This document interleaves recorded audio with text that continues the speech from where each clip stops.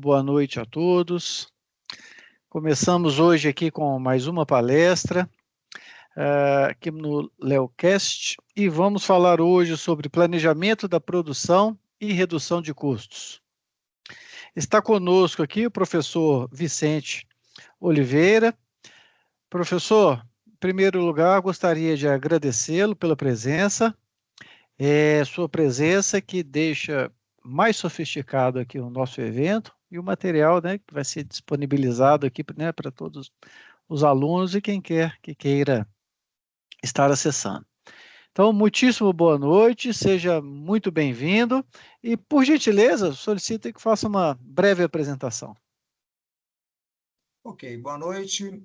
Meu nome é Vicente Oliveira. Eu sou formado em Ciências Contábeis pela Faculdade de Ciências Econômicas da Federal. Subsequentemente ao curso, eu fiz aquilo que na época se chamava extensão, um curso de extensão em auditoria interna. Durou um ano. Depois eu tive um rápido namoro com o curso de Direito, não me dei bem, voltei para a Faculdade de Ciências Econômicas, terminei a administração, e depois eu fiz o meu mestrado em logística na Federal de Santa Catarina. E, profissionalmente, as minhas experiências relevantes profissionais são: eu trabalhei 5 anos na Companhia Souza Cruz, aqui em Belo Horizonte. Depois trabalhei 39 anos na Fiat Automóveis, passei pela área administrativa, pela área comercial, que na verdade era a área de exportação, que não estava dentro da área comercial, era uma área específica. Depois fui parar na logística, fiquei lá por um bom tempo. Quando, em 2000, a empresa entrou em crise, a área de logística, como outras, foi extinta na empresa, eu fui para a área industrial, fiquei lá por um período. Depois, quando houve o soerguimento da empresa, a área de logística foi reinstalada e eu retornei para a logística e ali fiquei até 2015, então durante 39 anos. Depois, assim, do ponto de vista aula, eu passei 16 anos na PUC, no Barreiro e no São Gabriel, e tive algumas atividades pontuais na Fundação Dom Cabral e na UNA, nos cursos de pós-graduação. Então, isso é um pouco o meu roteiro acadêmico profissional. Maravilha, professor. Muito obrigado pela apresentação. Professor, quando a gente fala de planejamento da produção, redução de custos, imagino aí que o senhor, ao longo dessa história, nesse currículo aí, brilhante, tenha, né, batido de frente, né, lutado, né, justamente nesse setor ou nesse viés, porque redução de custos, né, significa uma margem de lucro, um diferencial, né, é um valor agregado, principalmente a questão da margem de lucro. Bom, baseado nisso, tenho certeza aí, né, que nos próximos 45 minutos, uma hora, né, dentro da missiva do senhor, gente, o senhor vai estar abordando isso tudo. Então, eu convido o senhor a começar, né, a fazer a sua apresentação. Fique à vontade. Eu vou aqui, né, apresentar o PowerPoint, né, e passo a Sim. fala para o senhor. Um instantinho, por Ok, gentileza. tá bom. Muito obrigado.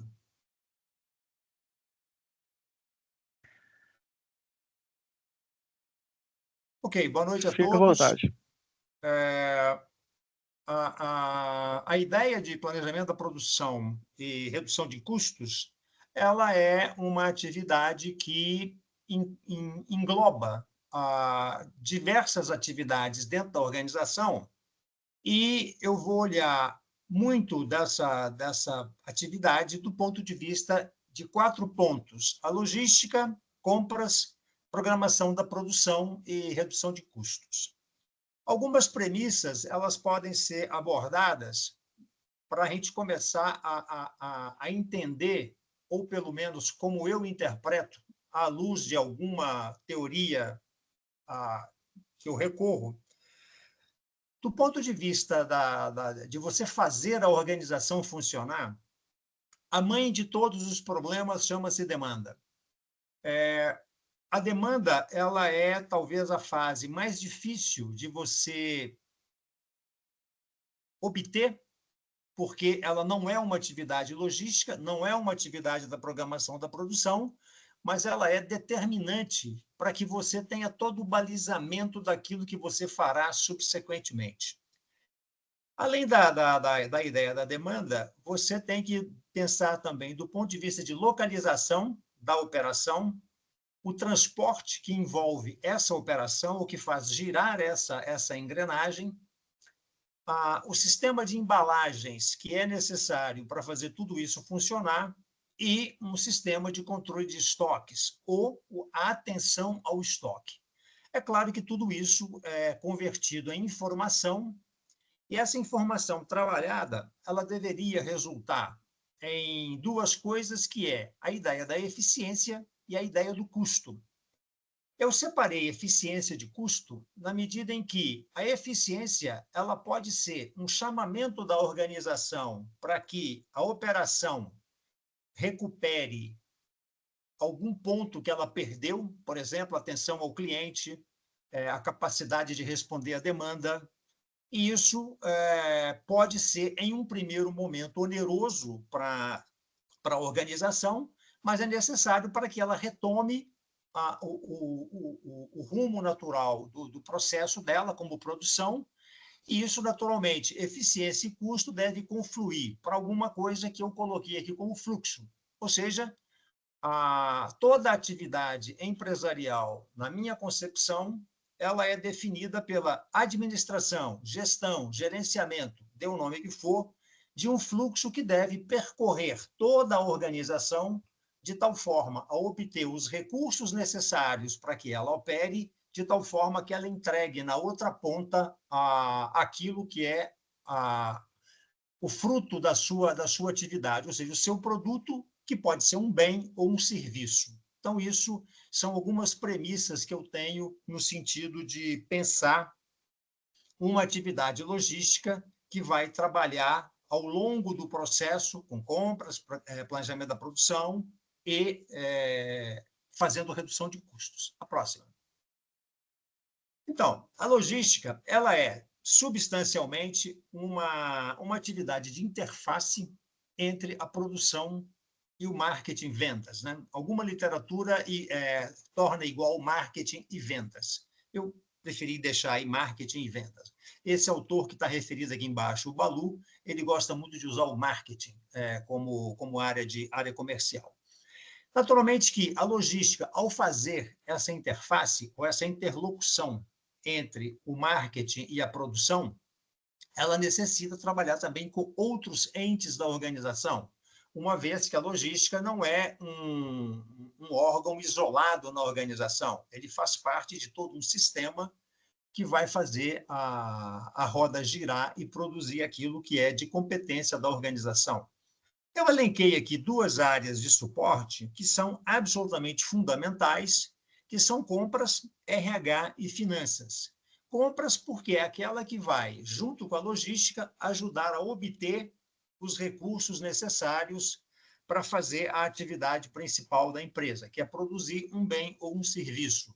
E também a área de finanças, que, no final das contas, é a área que vai fornecer o capital ou aquilo que pode ser investido na operação, na sua melhoria, modernização, ou próprio na sua constituição, se é o caso de você encontrar uma situação em que há uma organização que não tem nenhuma logística. Então, você tem que você irá necessitar de dinheiro ou capital para poder colocar de pé uma estrutura que responda aos interesses da organização para fazer essa conexão, produção e vendas. A próxima. A literatura, ela fala de atividades-chave na logística. Aqui estão elencadas 4. Poderia ser desmembrada a quarta atividade em uma quinta atividade, mas eu preferi deixar assim, uma interpretação muito pessoal. Padrões de serviço ao cliente é uma sofisticação da logística que vai fazer com que ela consiga identificar como é que ela responde àquela demanda a que eu me referi precedentemente. Enquanto transporte e administração de estoque, elas são consideradas, na literatura e do ponto de vista objetivo, como atividades primárias em absorção de custo. Ou seja, a maior parte do custo da logística será traduzido em transporte e administração de estoques.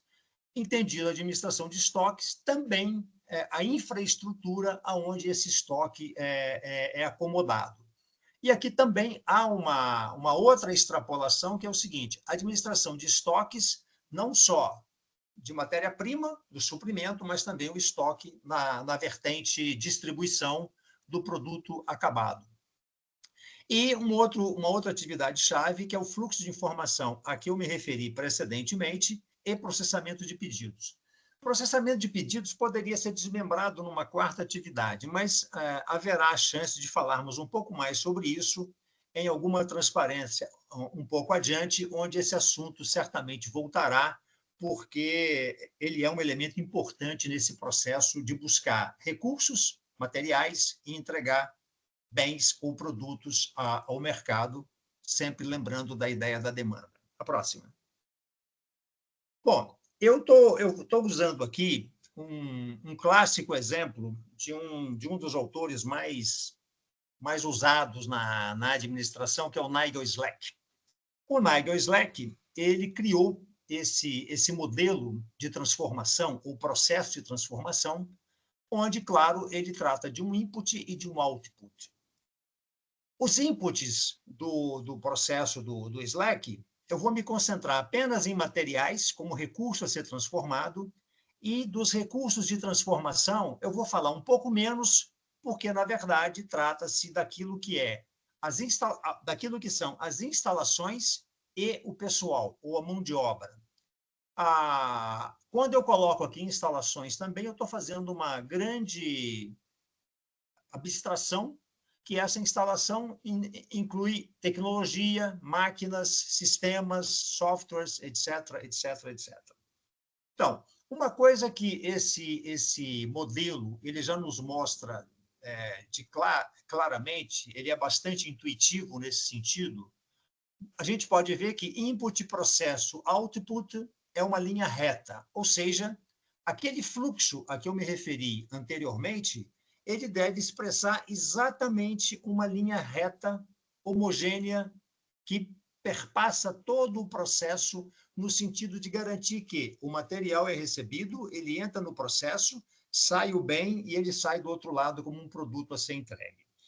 Do ponto de vista da gestão desse processo, a gente pode imaginar que, se fosse o caso de representar esse mesmo modelo com uma linha sinuosa, você poderia pensar em alguma coisa que tem sazonalidade.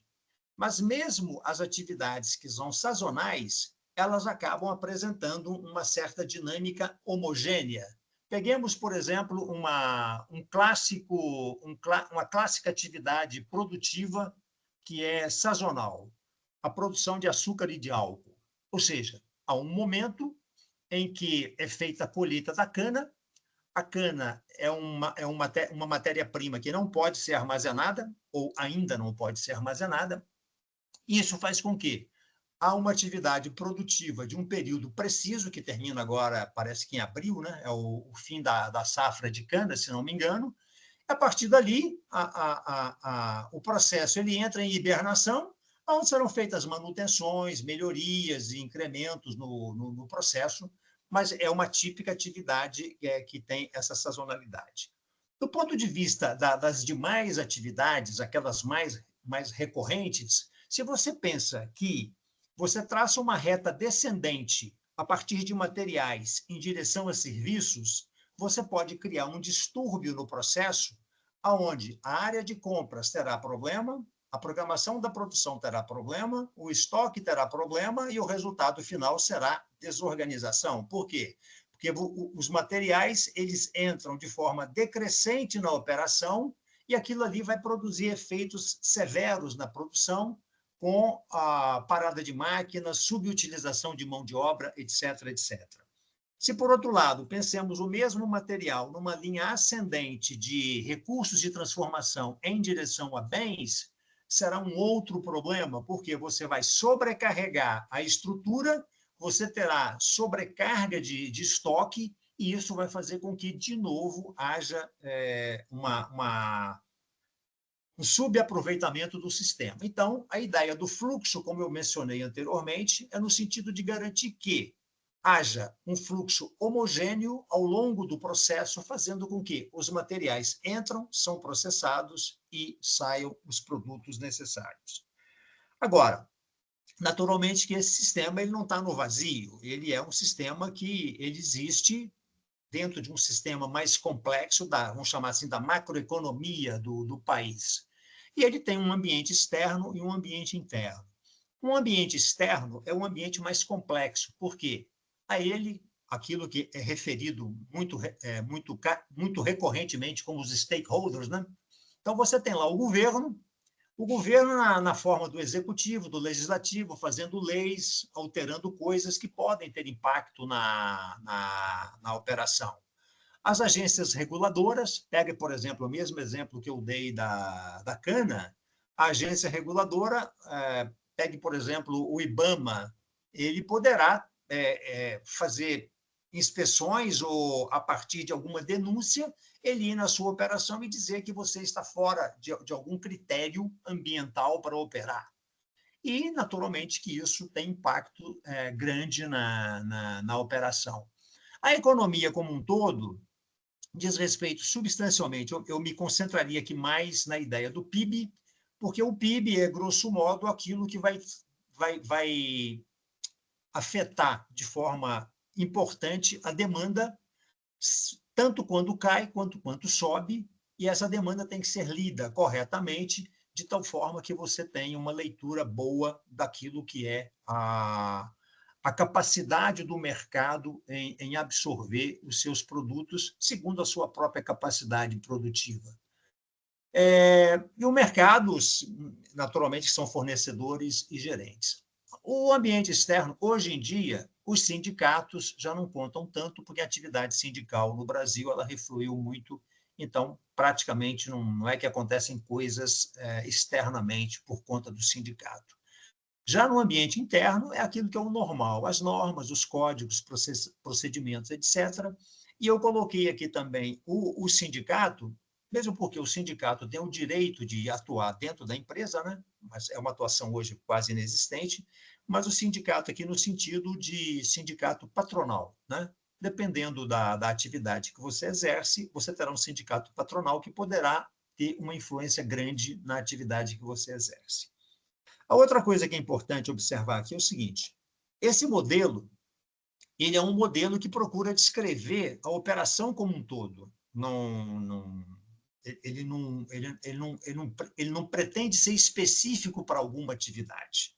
Para tanto, a literatura diz o seguinte, que esse processo de transformação ele é uma hierarquia de processos que se desdobram dentro da produção e eles serão naturalmente programados, essa hierarquia de processos será programada de tal maneira que ela produza o resultado que se espera dela.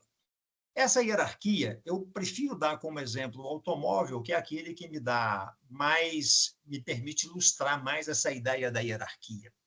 No automóvel, você tem uma operação, um sistema de transformação, que é a área de prensas, que vai pegar o aço, formatar e entregar para uma segunda operação que vai usar desse material para construir a carroceria, soldar essas peças e construir uma carroceria, que vai passar a uma outra operação, que é a pintura, que vai dar a cor daquele objeto, que vai entregar esse objeto para uma outra operação, que é a montagem, que irá agregar os componentes ou os conteúdos daquele objeto. Então, serão tantas operações quantas necessárias, nesse caso, todas diferentes umas das outras, de tal maneira que o macroprocesso ele se realiza pela coordenação da programação da produção desses microprocessos a que eu me referi.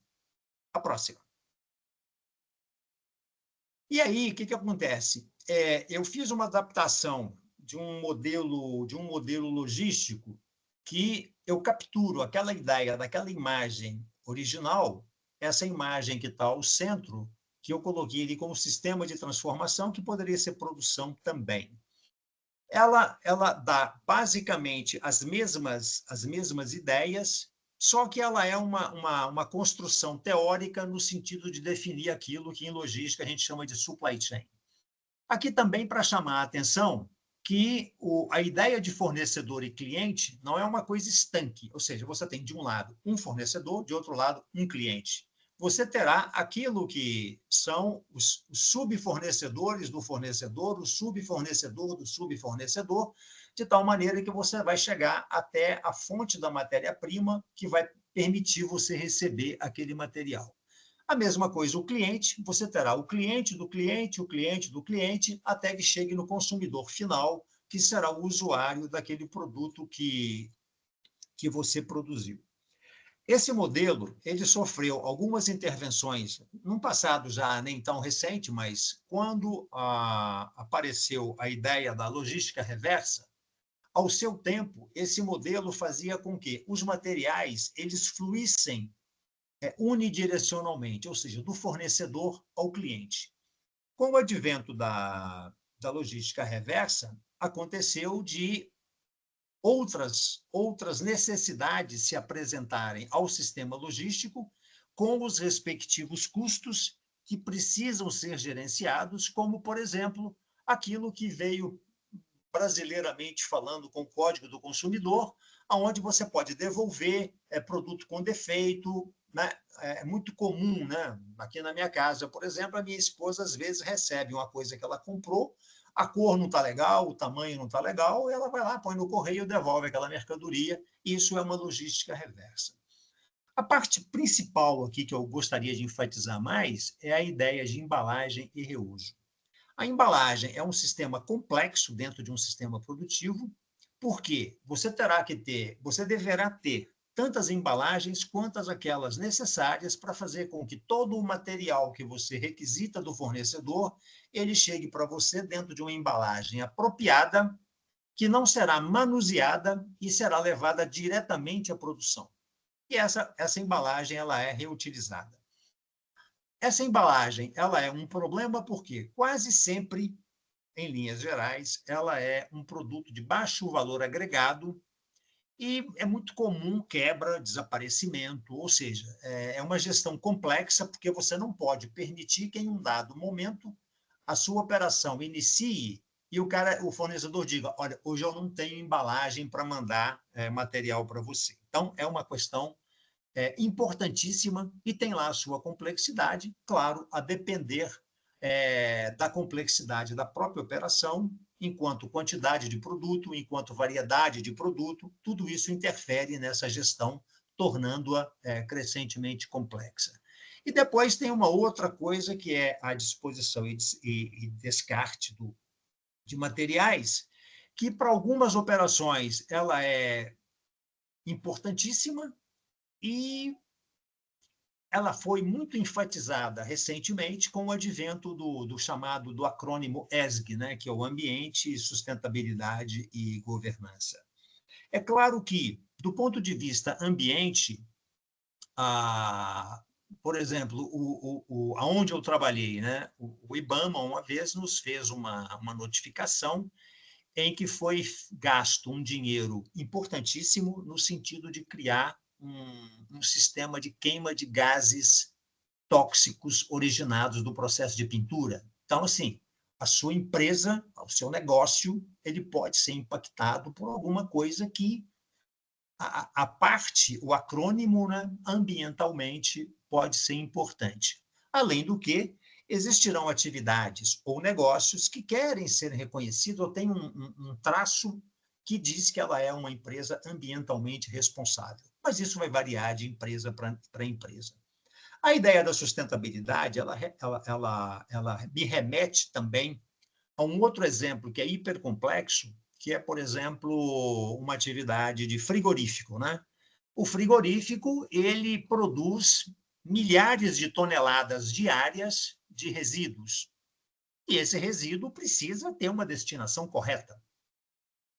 Quase sempre, eles possuem, os frigoríficos, sistemas de limpeza de água que praticamente eles são forçados a devolver ao ambiente a mesma água que ele recebeu.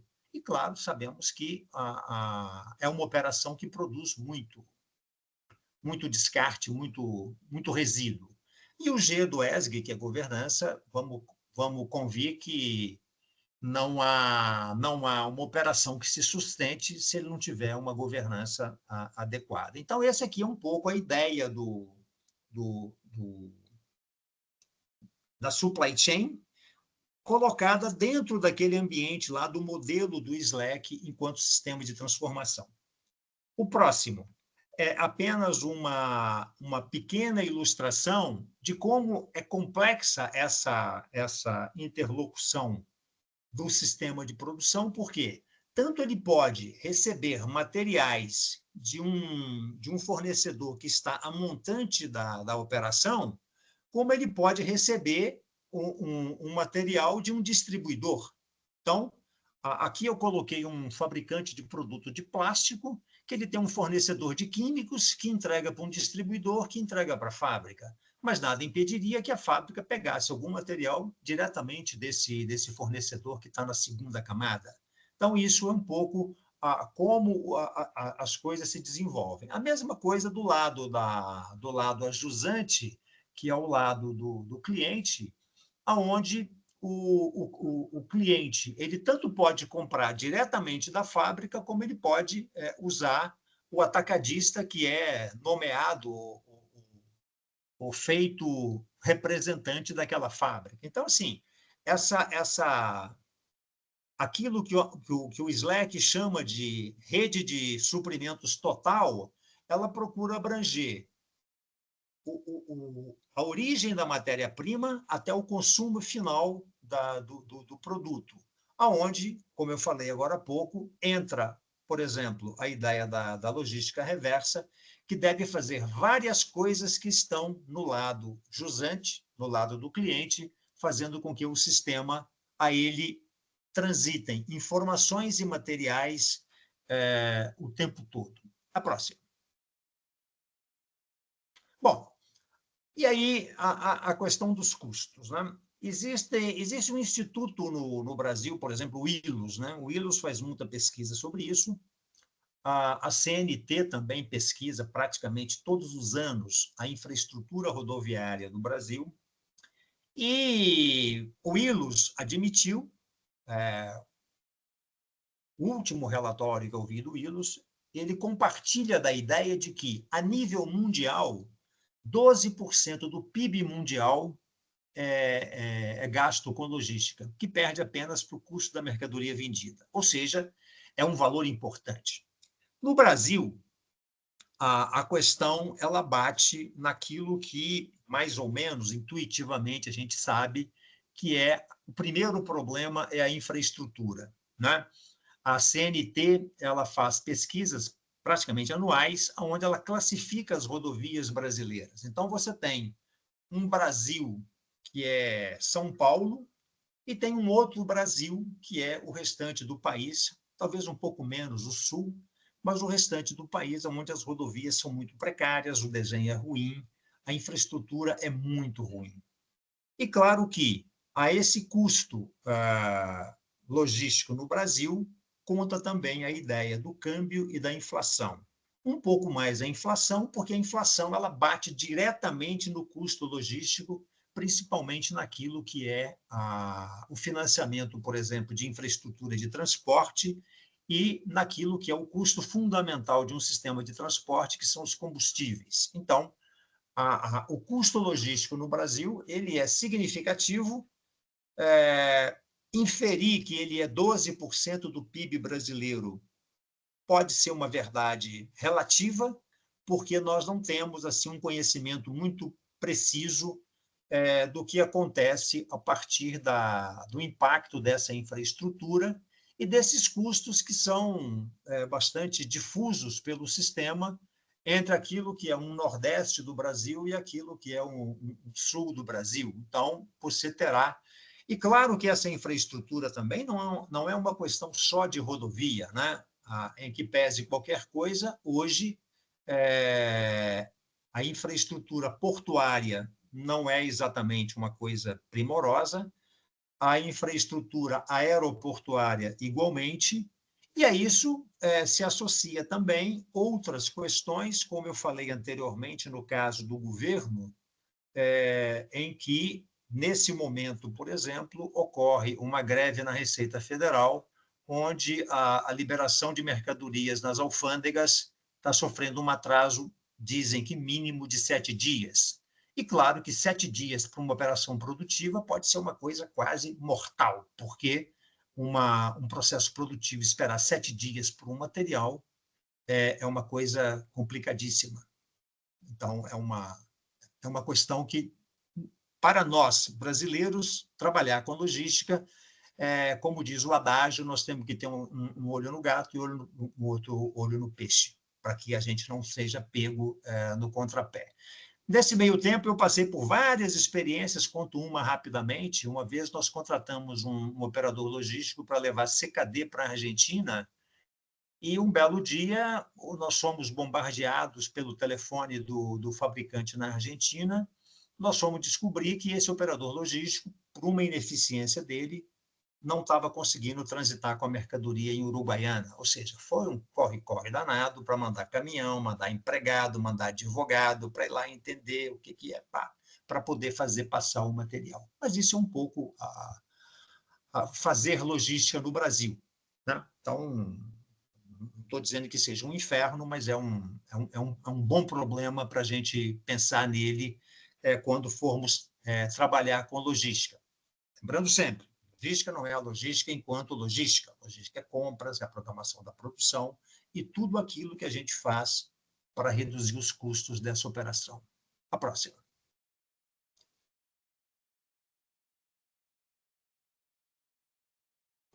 Aqui, eu coloquei dois exemplos, tem esse exemplo, mais um outro, para ilustrar um pouco algumas abordagens que a gente pode fazer, tanto do ponto de vista logístico, quanto do ponto de vista da programação da produção.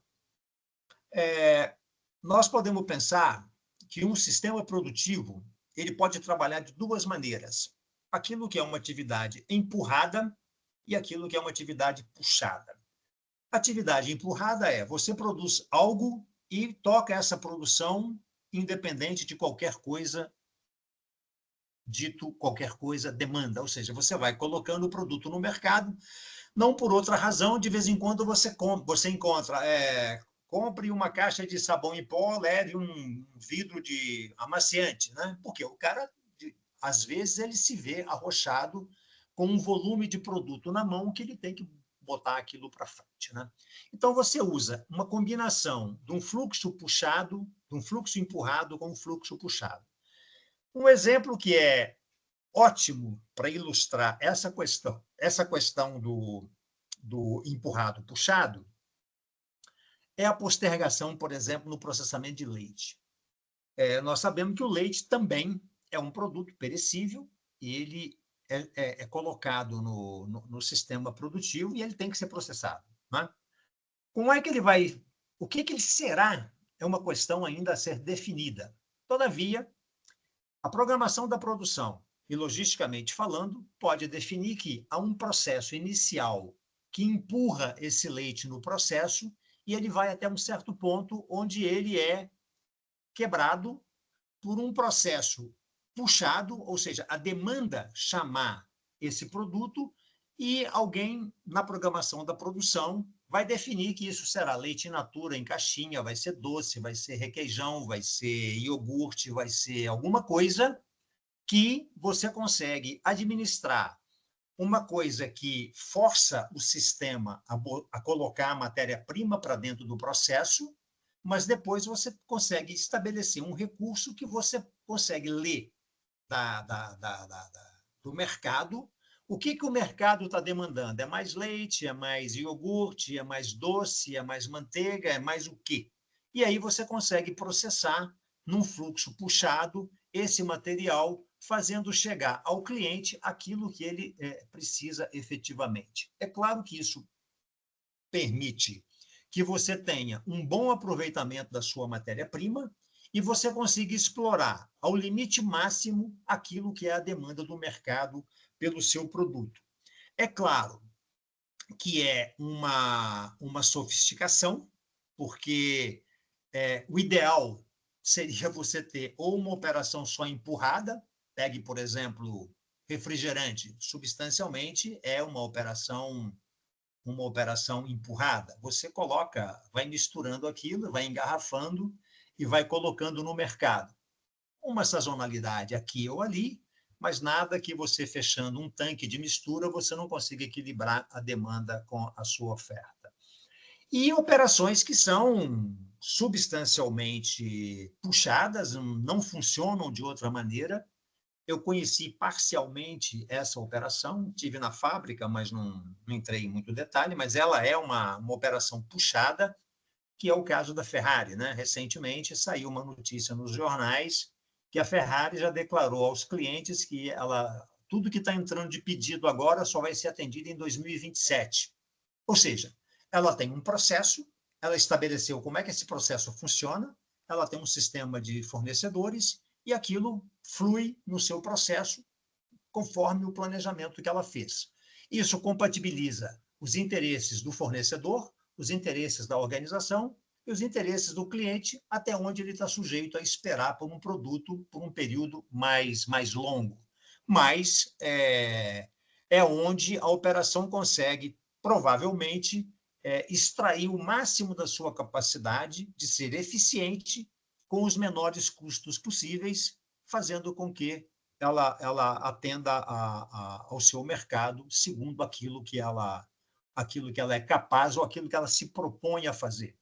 Naturalmente que esse desenho que está aqui, ele é uma exemplificação de um sistema híbrido, né? Eu mencionei o refrigerante como um sistema empurrado e a Ferrari como um sistema puxado. Existirão outras, mas talvez sejam aqueles mais extremos que você consegue colocar para a gente exemplificar.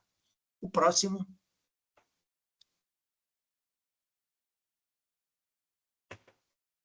Aqui é menos um exemplo, é mais uma consideração genérica sobre aqueles que são componentes que podemos dizer típicos de um sistema logístico, né?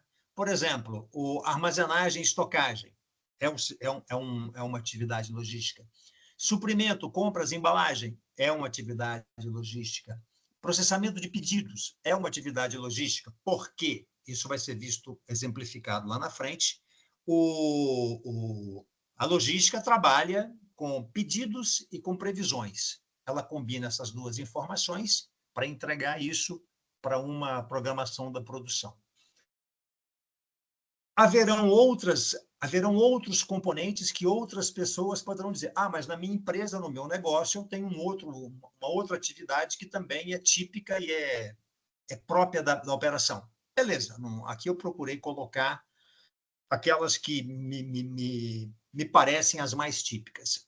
Todas elas, talvez exceto a análise de localização, deve ser objeto do estabelecimento de índices de performance que irão definir o quanto você está fazendo bem ou mal um processo logístico.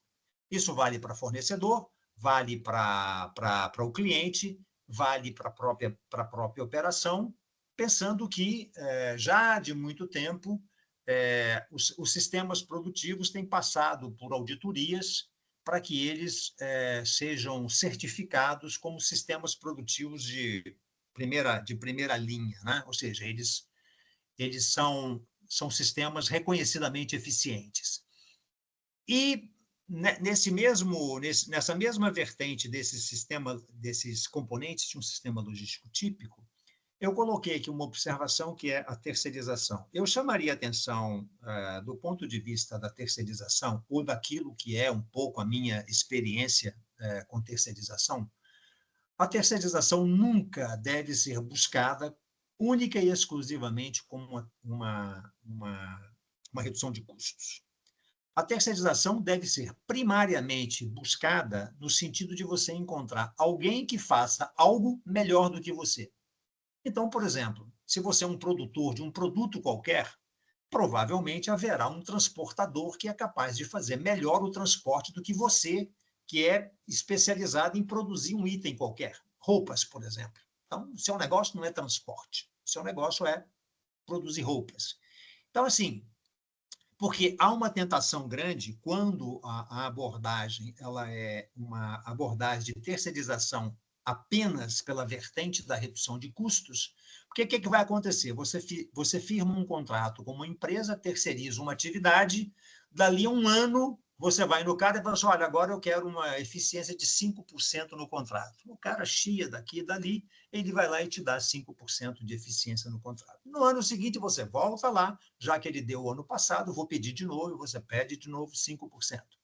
Isso daí faz com que o serviço que você está comprando do terceiro, ele entra em declínio, e o grande problema desse negócio, até onde eu aprendi o funcionamento desse processo, o declínio desses processos de terceirização, eles são como um entardecer, né? Não é que fica escuro de uma vez.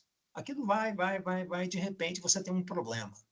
Eu vou mencionar isso de novo um pouco mais à frente, num outro exemplo que eu acho que é bastante ilustrativo. Então, assim, é importante que você tenha índices que meçam as suas atividades, todas elas, inclusive a análise de localização, o quanto aquela localização é eficiente.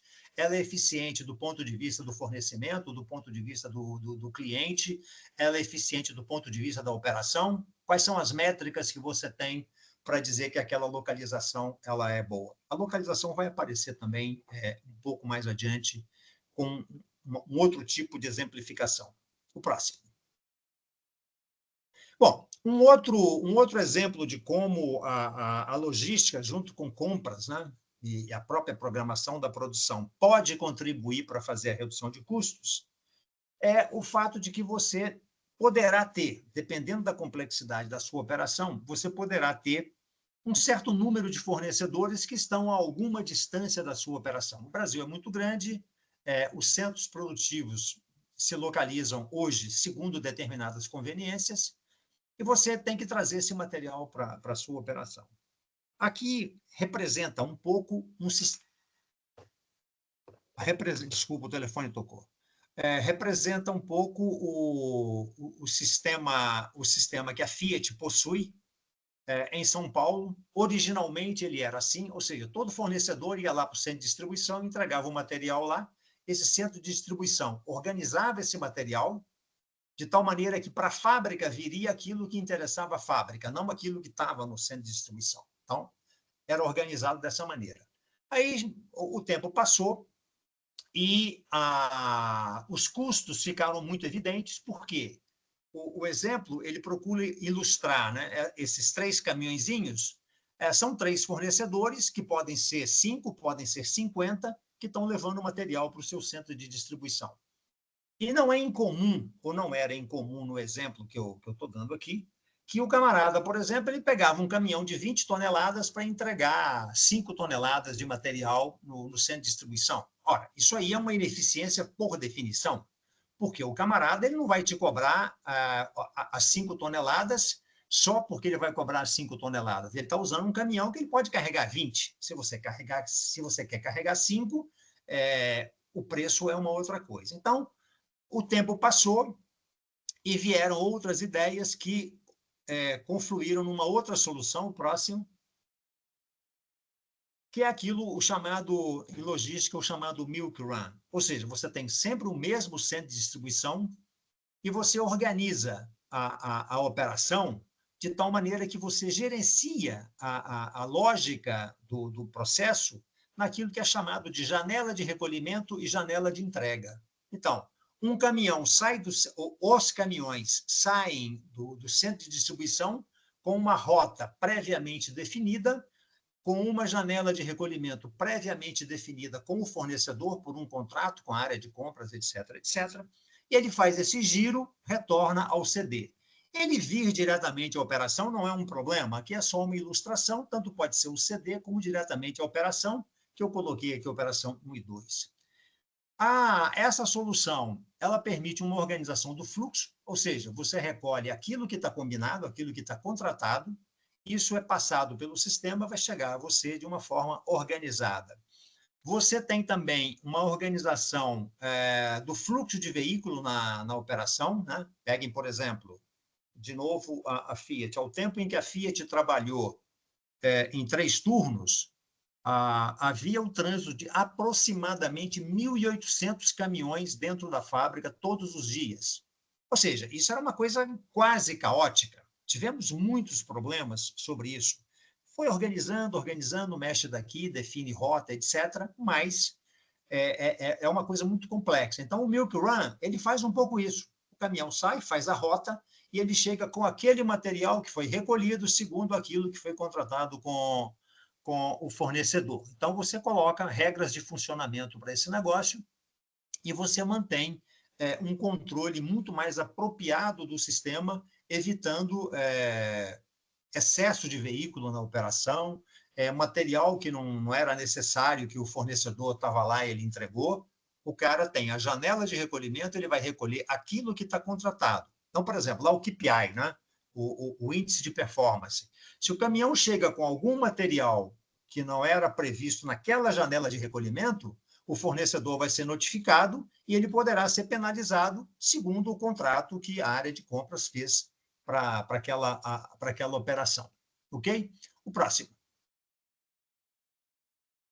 E aí, começava a chegar ao final, aquilo que é a exemplificação máxima desse sistema todo, pegando compras, logística, programação da produção, redução de custos, a gente chega no chamado MRP, e aqui eu estou usando algumas coisas que está na literatura, né? Que trata desse Materials Requirement Planning, e faz com que você tenha uma organização do sistema que te permite chegar ao seu resultado, melhorando a sua eficiência logística, de compras, de produção, com os menores custos. O próximo, por favor. Esse aqui, então, é um desenho clássico, né? O Slack, esse aqui é um modelo do Slack. A gestão da demanda está em vermelho porque ela não é uma atividade da logística. A logística, ou MRP, se apropria dessa informação na forma de uma carteira de pedido ou de uma previsão de vendas. Retornemos lá atrás. A previsão de vendas é a parte empurrada da produção. A carteira de pedidos é a parte puxada da produção. Então, a demanda ela chega para que seja feito um programa de produção a partir desses elementos. É claro que isso aqui é uma simplificação, mas existirão operações em que você tem que produzir, por exemplo, peça de reposição, às vezes em quantidades grandes, o automóvel é um caso desses, mas aqui é um modelo simplificado. E claro que esse programa mestre de produção, ele vai se valer de duas coisas fundamentais. Uma coisa que está na área industrial, que é auxiliar da programação da produção, que é a chamada lista básica, né? A lista básica é onde estão listados os materiais que são usados na produção daquilo que é processado dentro da operação. E o controle de estoque. Então, o controle de estoque ele é fundamental porque ele é aquilo que vai também alimentar o sistema de produção. Isso tudo para dizer que há, a partir desse trio que eu coloquei em amarelo, o programa de produção, a lista de materiais e a carteira de pedido, o controle de estoque, logicamente, o que o sistema faz? Ele multiplica o programa de produção pela lista de materiais e cria aquilo que são as necessidades brutas de materiais, segundo a literatura. Também, segundo a literatura, você pega o estoque, subtrai desse programa bruto e você cria a programação líquida de materiais. Essa programação líquida de materiais, ela origina em ordens de compra para os fornecedores, fica registrado um plano de materiais que você irá confrontar com essas ordens de compra para ver o que está chegando na operação, se é compatível com aquilo que você comprou, e emite também as ordens de trabalho, que em boa substância, aquilo que alimenta o programa de produção. Então, é o MRP traduzindo como é que a fábrica funciona do ponto de vista de uma logística, daquilo que é comprado, daquilo que é programado e daquilo que é entregue como produto. Claro que fazendo isso ao menor custo possível. O próximo é só uma ilustração desse processo, como eu falei aqui, a necessidade bruta, a necessidade líquida, podemos passar, eu já falei sobre isso. A próxima, isso. Aqui, então, você tem o sistema de produção trabalhando na sua plenitude, ou seja, a ordem de compra, ela foi ao fornecedor, e aqui é já vamos dizer assim, um retrabalho do modelo do Slack, tá? O modelo do Slack não mostra isso aqui. A ordem de compra vai como informação ao fornecedor. Esse fornecedor, a linha cheia, é ele entregando o material, sempre segundo um programa de compras que foi feito com aquilo que foi definido a contrato. Então, ele vai entregar, o fornecedor não pode entregar aquilo que ele tem na mão para entregar, ele tem que entregar aquilo que foi pedido a ele para ser entregue. Por outro lado, tem uma chamada de materiais naquilo que a técnica logística chama de JIT, GIS e Kanban. Rapidamente, o JIT ele vai organizar a entrada do material ao tempo em que ele é necessário, ou seja, a produção vai fazer alguma coisa, com a antecedência devida, ele chama o material e o fornecedor vai entregar esse material. O GIS ele é uma evolução do JIT, porque ele, além de ser in time, ele é in sequence, ou seja, o material deve chegar na sequência necessária para a produção. De novo, isso é organização, melhoria do processo e redução de custos. Então, vale dizer, fazendo um exemplo bastante simples, né? Você vai produzir um certo número de automóveis, um cinza, um branco, um preto, um vermelho e um azul. O fornecedor deve entregar o material nessa sequência. E aqui entra um outro elemento da gestão logística ou da gestão dos estoques, que é o LIFO e o FIFO. Nesse caso, o cara que vai mandar o material, ele tem que mandar o LIFO correto, porque o primeiro objeto que vai ser descarregado é o primeiro que vai entrar na linha. Então, isso tudo são critérios de organização do sistema que faz com que o sistema produza de forma eficiente e essa eficiência seja traduzida em menores custos. E o Kanban é uma ferramenta também bastante simples, né? Hoje você faz o Kanban eletrônico, mas o Kanban ele foi inventado pelos japoneses da Toyota, um sistema de fichas em que você coloca as fichas e ele usa o critério do semáforo, do trânsito, que é o verde, o amarelo e o vermelho. Enquanto o painel está verde, a produção não tem problema. A hora que o painel entra no amarelo, há um nível de atenção. E se ele chega a ficar vermelho, é porque o sistema entrou em crise e a produção não está sendo abastecida da forma devida. Ou seja, isso aqui, como eu falei, procura sintetizar aquilo que é uma atividade produtiva a partir de um sistema logístico que, combinado com compras, com programação da produção, faz com que você consiga a redução de custos. Uma outra ilustração que eu posso fazer aqui, que mostra essa relação logística-produção, é que quando eu saí da Fiat em 2015, precisamente no Carnaval de 2015, eu saí em julho, no Carnaval de 2015, a Fiat começou a trabalhar com um novo processo de programação da produção, que internamente era chamado de slot. Foi chamado de slot. Só que esse programa da produção, ele era a combinação das informações da logística com as informações da produção, ou seja, capacidade produtiva, mão de obra, carga, máquina, etc., com aquilo que eram os pedidos e as previsões, ou seja, uma programação feita a quatro mãos. Então, a programação da produção hoje da Fiat não é mais uma programação da produção ou da logística. Ela é uma programação que é feita a partir da interação dessas duas áreas, logística e produção. Então, esse é um ponto importante, porque a tecnologia vai avançando e você vai encontrando soluções para resolver alguns problemas ou melhorar o seu processo, fazendo com que ele seja mais eficiente, mais simples. Então, por exemplo, antes você tinha uma programação da produção e uma gestão de pedidos na logística. Isso tudo juntou num único ambiente e, a partir dali, essa programação passou a ser feita a quatro mãos. Ok? Então, chegando ao final, a próxima. Eu procurei colocar aqui algumas coisas que me pareceram relevantes nos últimos anos. Não tem a cronologia, está mais ou menos de acordo. Eu apenas quis retratar um pouco como as coisas vieram acontecendo ao longo dos últimos 25 anos. Se você toma 25 anos do ponto de vista do momento em que o homem saiu da caverna, né, o Homo sapiens ficou de pé, 25 anos provavelmente representa 25 segundos nesse tempo todo. Ocorre que a velocidade com que tudo está acontecendo ultimamente, não estou nem falando daquilo que foi telefone celular, internet, que está um pouco lá mais atrás, né? Mas que acelerou demais quando, em 2000, a Amazon começou a explorar comercialmente a computação em nuvem. A partir dali, começaram a acontecer tantas coisas que foram acelerando os processos produtivos.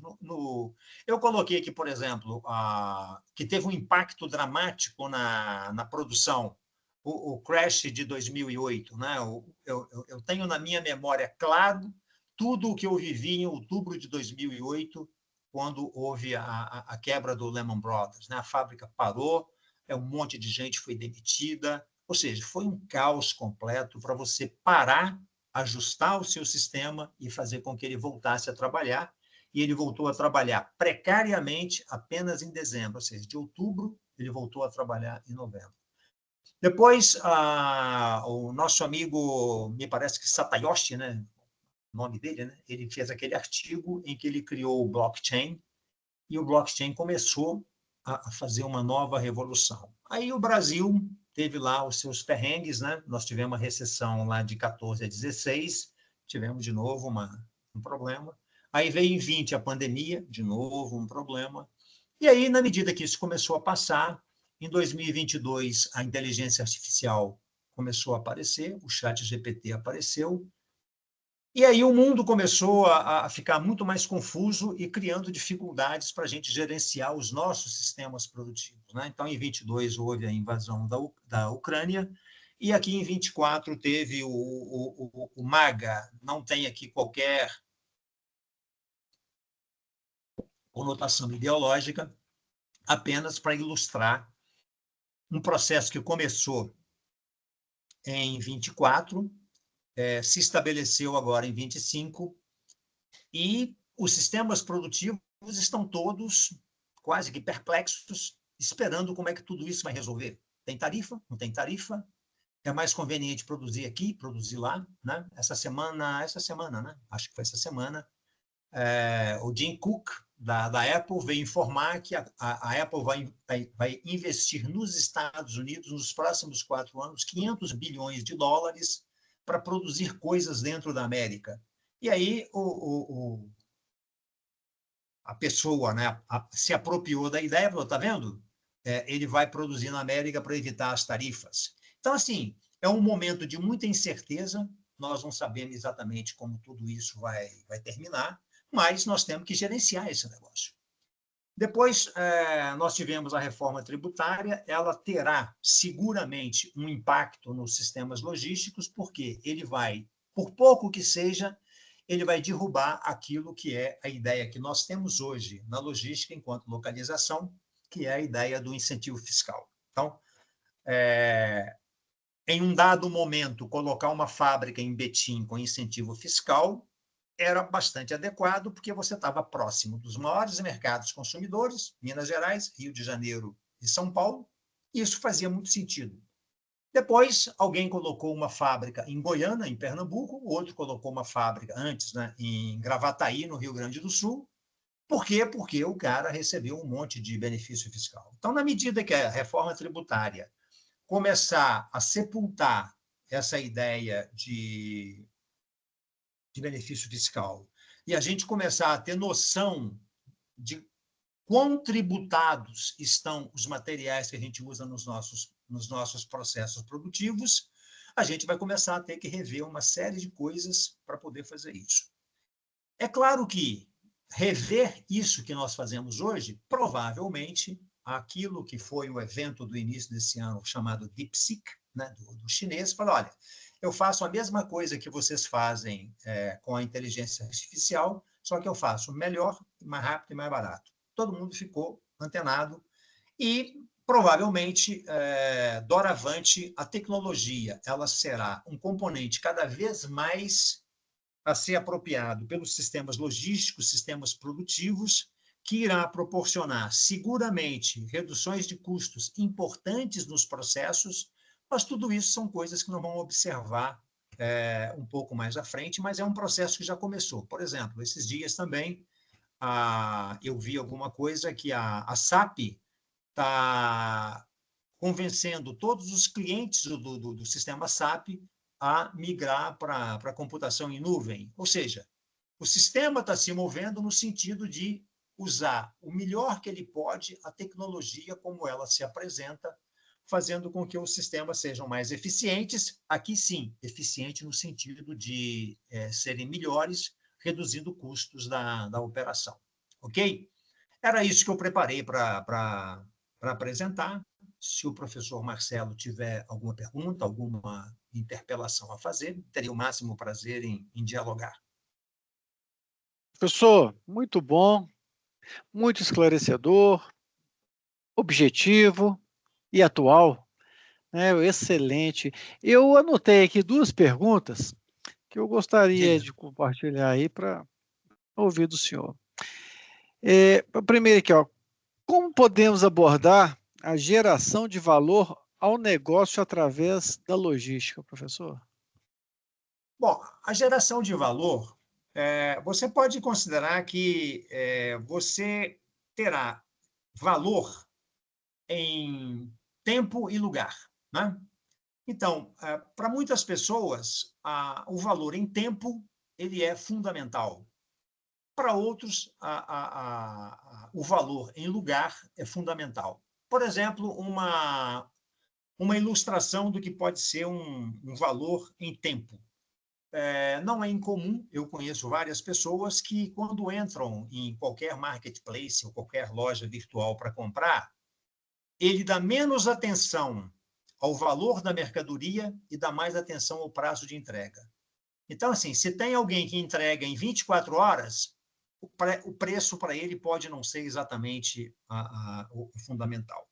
Mas você pode olhar o problema também se você olha uma operação hospitalar, né? O hospital ele tem lá um certo número de recursos que estão ali, né? Mas pegue, por exemplo, uma operação de transplante, né? O valor daquela operação, substancialmente, é em quanto tempo você consegue transportar um órgão de onde ele originou até o lugar onde ele vai ser transplantado. O valor de lugar é você procurar, por exemplo, você pode ir a São Paulo de automóvel, de ônibus ou de avião. Mas o importante é que você chegue naquele ponto. E ali você vai ver o que te dá mais valor para chegar nesse ponto. Se o seu valor é economia, provavelmente você vai de ônibus. Mas se você combina lugar com tempo, você pode pegar o avião, você vai chegar lá. O grande problema da geração de valor ou daquilo que a gente pode pensar no serviço ao cliente é que, por exemplo, seja uma viagem de avião ou uma viagem de ônibus ou uma viagem de automóvel, haverá sempre um confronto entre aquilo que era a expectativa do indivíduo e aquilo que é a sua percepção. Existe uma teoria, livros adoidados falando da pesquisa desse negócio. Ou seja, você pode ter duas pessoas que recebem o mesmo produto, elas têm a mesma expectativa, mas elas terão percepções diferentes. E aí, isso aí é um pouco, como eu falei lá, o chamado KPI, né? Você precisa ter índices que, por exemplo, se o cara que recebeu e deu uma nota ruim para o serviço que você entregou a ele, você vai tentar entender por que aquele cara não gostou do que você fez. Então, assim, a logística, ela pode prover isso, ela tem muitos problemas a resolver, porque aquele cara que faz chegar o produto ao cliente, pode ser que ele não tenha feito aquilo que está contratado para fazer. Eu dou um exemplo que eu passei agora recentemente, eu fiz uma viagem, eu reservei um hotel, eu tinha baixa expectativa quanto ao hotel, e quando eu cheguei lá era pior do que eu esperava. Mas eu ia passar apenas uma noite. Então, assim, ok. Para mim, cumpriu com uma função de eu deitar numa cama, dormir, passei a noite, no dia seguinte saí e fui embora. Não é um problema. Mas a geração de valor que a logística pode dar na operação é um pouco essa, né? Pegue dois exemplos que são também bastante difundidos aí na imprensa, no mercado, né? Tem gente que fala mal da Magalu e tem gente que fala muito bem do Mercado Livre. O Mercado Livre entrega em 24 horas, a Magalu leva 5, 7 dias para entregar. Isso é o que é dito. Eu nunca comprei em nenhum dos dois, então não saberia dizer. Mas o valor está nisso. Como é que você percebe valor naquilo que lhe é entregue? E haverão aqueles também que falam, fizeram mais do que obrigação. Então, mas o valor, ele deriva dessas duas coisas, valor de tempo e valor de lugar. O que é mais importante para o cliente? E você tem que entender isso para você entender as reações dele na medida em que ele te avalia bem ou mal, segundo aquilo que você fez para ele. Por isso, né, professor, reforçando o que o senhor disse lá no comecinho, as empresas têm as suas áreas de marketing mapeando isso daí, acompanhando, Sim. medindo, estratificando, gerando indicadores, direcionando, né, o foco. Sim. Professor, mais uma perguntinha que eu anotei aqui. A programação e controle da produção é uma atividade logística ou também logística? No caso que eu te falei, você pode até fazer uma abstração. No exemplo que eu te dei do slot da Fiat, ela não é nem da industrial, nem da logística. Ela é a combinação de uma série de informações que são direcionadas a um único ambiente, onde antes havia uma programação da produção e uma gestão de pedidos e previsões. Aquilo foi levado a um único ambiente e, nesse ambiente, há 4 mãos a logística, junto com a programação da produção, se reúnem ali semanalmente para dizer o que nós temos é isso, o que nós podemos fazer é isso, quem está de acordo, quem está em desacordo, eu quero que faça mais disso ou menos daquilo, eu quero que faça isso aqui mais rápido do que aquilo, ou eu só vou conseguir te entregar mais pedidos de um produto na semana que vem, então eu quero que você antecipe alguma coisa. Então, isso é um pouco a discussão que você faz dentro do exemplo que eu te falei, tá? Em que, usando da tecnologia, você abstrai de que um processo ele começa a não pertencer a uma área, ele pertence a uma organização que leva aquilo para um ambiente e faz aquilo conversar e resultar naquilo que é o objeto da operação, que é, nesse caso, produzir carro ou qualquer outro objeto. Tá? Professor, como eu falei agora há pouco, muito interessante, muito esclarecedor, excelente a palestra do senhor, muitíssimo obrigado. Gostaria de pedir ao senhor agora as considerações finais. Ok, eu gostaria de agradecer o convite, né? Lembrar que esse convite foi feito pelo Daniel Bassoli, né? Que é um ex-colega meu de trabalho. Gostaria também de agradecer a você, professor Marcelo, ao professor Ederson, que foram muito gentis em me acolher e me receber nesse ambiente que para mim é novo, né? Eu nunca havia trabalhado no EAD da PUC. Agradeço a vocês a oportunidade, fiquei muito honrado com a oportunidade e agradeço por tudo que vocês fizeram e procurei fazer o melhor que eu pude no sentido de comentar algumas coisas que são o acúmulo de conhecimentos ou de ideias que eu tive ao longo da minha vida. Agradeço muito a vocês. Professor, eu garanto que o senhor atingiu o objetivo. O senhor conseguiu passar isso sim. Muito obrigado. Tamanha excelência e propriedade. Mais Ok, uma muito vez, obrigado. professor, muito obrigado, agradecemos, né, a presença do senhor, a disponibilidade, a palestra, né, no nível que eu já comentei. E até o próximo encontro. Um grande abraço, boa noite, fique com Deus. Agradeço, igualmente. Boa noite. Um abraço, tchau. Um abraço.